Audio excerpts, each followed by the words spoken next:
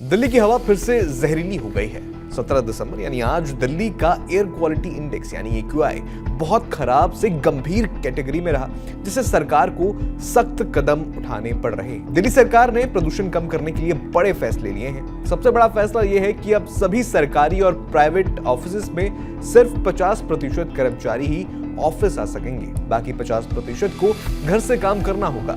ये नियम 18 दिसंबर से लागू हो गया है।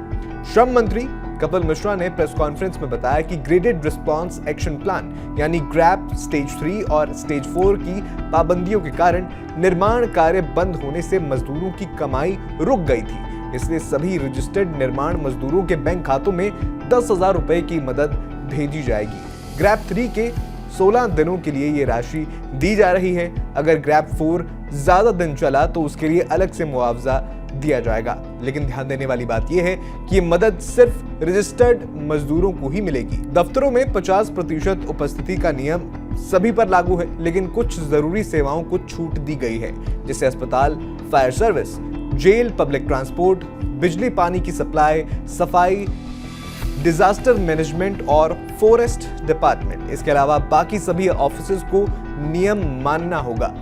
अगर कोई उल्लंघन करेगा तो जुर्माना भी लगेगा। सरकार ने सलाह भी दी है कि ऑफिस टाइमिंग को अलग अलग रखें, मतलब सभी कर्मचारियों को एक साथ ना बुलाएं। कुछ को सुबह 10 बजे, कुछ को 12 बजे बुलाएं। इसी तरह घर जाने का समय भी अलग रखें।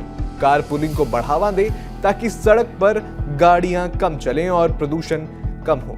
ये फैसले इसलिए जरूरी हैं क्योंकि दिल्ली में स्मॉग की मोटी परत छा गई है। सुबह विजिबिलिटी कम हो रही है और लोगों को सांस लेने में दिक्कत हो रही है।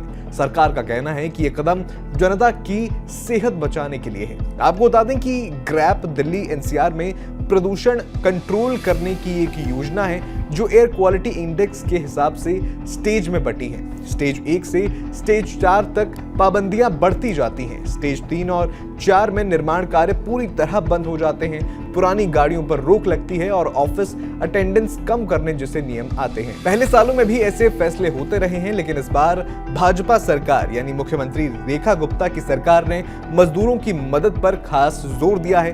पहले की सरकारों में भी मजदूरों को कुछ मदद मिलती थी, लेकिन इस बार 10,000 रुपए की घोषणा से मजदूरों को कुछ राहत मिलेगी।